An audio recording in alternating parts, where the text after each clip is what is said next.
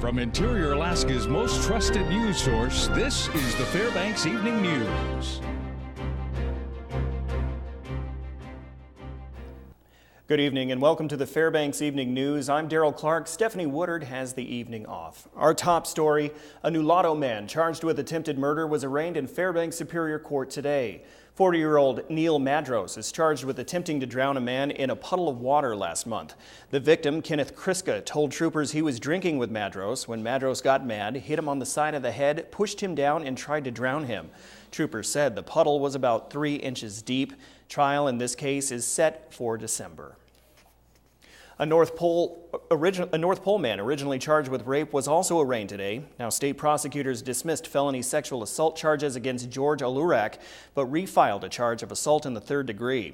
Alaska state troopers say in July, Alurak assaulted a family member, threatened the victim with an axe, and later sexually assaulted her. Trial will be scheduled at the end of this month. Bail is still set for $100,000 in the case of a woman accused of first-degree murder. Prosecutors filed to have Carlene Charlie held on no bail status, which would have overturned the ruling of an Anchorage court. But Judge Bethany Harbison upheld the current bail amount, saying that Charlie was already essentially on a no bail status unless a third party comes forward and is approved by the court. Charlie is accused of murdering 26-year-old Jordan Baker in Minto in early May. Charlie's lawyer said in court today that the killing was in self-defense. Trial is set to begin at the end of this month in Nenana. Federal officials and Alaska nonprofits are rushing to set up a health insurance marketplace, which is required under the Federal Affordable Care Act. The federal government gave large grants to the United Way and the Alaska Native Tribal Health Consortium. Each grant is worth $300,000 and will be used to build a network for Alaskans seeking health insurance options. The first enrollment period runs from October 1st through March 31st. The vice president of the United Way says they will send health insurance navigators across the state to help people face-to-face. To find a navigator near you, call the Alaska Statewide Information and Referral System at 211. According to United Way, the goal is to empower people to make good health care choices. So it's a real collaborative and systematic approach to, again, connecting people with the information that they're going to need to make a decision. Then they'll need to take that, take that next step on their own.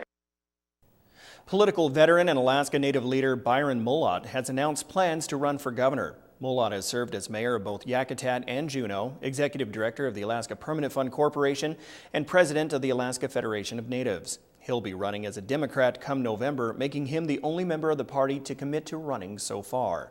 Senator Hollis French of Anchorage is considering a run as well. Sponsors of a ballot initiative to raise the minimum wage in Alaska have collected more than a third of the signatures required.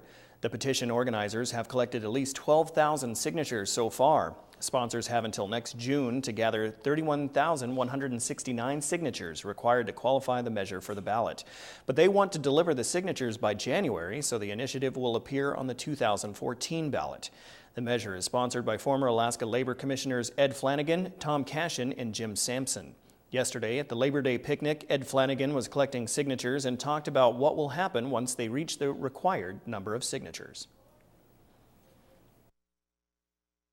We get those signatures, it's reviewed, and if it's approved, certified by the Lieutenant Governor, the Division of Elections, then it will go on the primary ballot next August. All voter initiatives and referendums go on the primary ballot now, so that would be August 19th, I believe, 2014. And then the first raise would take effect the following January. We believe that this will pass. Voters, we haven't polled, but other folks have, and voters usually overwhelmingly support. We believe that this will pass. Voters, we haven't polled, but other folks have, and voters usually overwhelmingly support. We believe that this will pass. Voters, we haven't polled, but other folks have, and Well, it was significantly less rainy out there today, but that doesn't mean the showers may end anytime soon. Mike Schultz joins us now with our first look at weather. Mike. Hey, you're right, Joe. We had sunshine for a while there, but now all of a sudden the clouds are moving back in. Our latest radar, as we zoom in the interior, as you can see, we have some showers moving up from the south, so don't be surprised to see some more rain moving back into the picture for tonight and maybe again for tomorrow. But the good news is we're looking at the head of the weekend. Temperatures should be warming back up again, and clouds have been moving out and not too much rain expected, so it looks like a pretty good weekend setting up. We'll talk more about that and talk about, of course, all the lower 48 weather with lots of hot temperatures and very powerful thunderstorms. All that later on with weather. Daryl? All right, thank you, Mike. Now, when we come back, it appears thousands of people have commented on a salmon sharing plan. Also, taking a look at Summer Heroes Program winners. Stay with us. Welcome back to the Fbx Evening News. It appears thousands of people have responded to a proposed halibut catch sharing plan. The National Oceanic and Atmospheric Administration closed the comment period on August 26th. The regulations would set a percentage allocation for the combined catch limit instead of the charter harvest level. It would be determined by the International Pacific Halibut Commission. The catch would be split between the commercial and charter fisheries. Some opponents said it would mean reducing the daily halibut bag limit from 2 fish to 1 fish. Alaska's commercial salmon catch has reached a record 260 million, up from 221 million in 2005. During the last week of August alone, commercial fishermen netted about 24 million salmon, according to a state Fish and Game Department estimate. Statewide, the harvest of 209 million pinks nearly doubled the state's forecast of 118 million. It also exceeded Fish and Game's forecast of 178 million for all salmon species in 2013. Chum and sockeye catches are below predictions. A Fairbanks man took second place in the 2013 Valdez Silver Salmon Derby. Vern Carlson of Fairbanks caught a 16.72-pound silver on August 19th. This was the leading fish until August 28th, when Michael Frierskin of Valdez caught a silver salmon that weighed in only 0.2 ounces above Carlson. Carlson said the best thing to do for all those fishing in Valdez is to make sure to participate in the Derby. I think that it helps stimulate others that normally wouldn't go out to, for example, fish. Of course, some dummies out there that I think probably caught a fish bigger than mine. I know one day someone did, but they forgot. Gosh, I feel sorry for them. They forgot to take out one of those tickets for the Salmon Derby. Therefore, I came in second as opposed to first, but I came in second and they didn't come in at all. During the Alaska State Fair in Palmer last week, 7 kids ages 8 through 18 were recognized for contributions they have made to their communities. As part of the Summer Heroes program, each honoree received a $1,500 scholarship, including 18-year Jesroy Gordon Wolf of Fairbanks. He volunteers for a number of organizations such as the Literacy Council of Alaska, the Food Bank, and the Noel Wien Public Library. He also put fundraising in for his martial arts studio, the Midnight Sun Run, the Fairbanks Resource Agency, and St. Jude Children's Research Hospital, among other organizations. Gordon Wolf is currently active in the Fairbanks North Star Youth Court and is working towards becoming a prosecutor.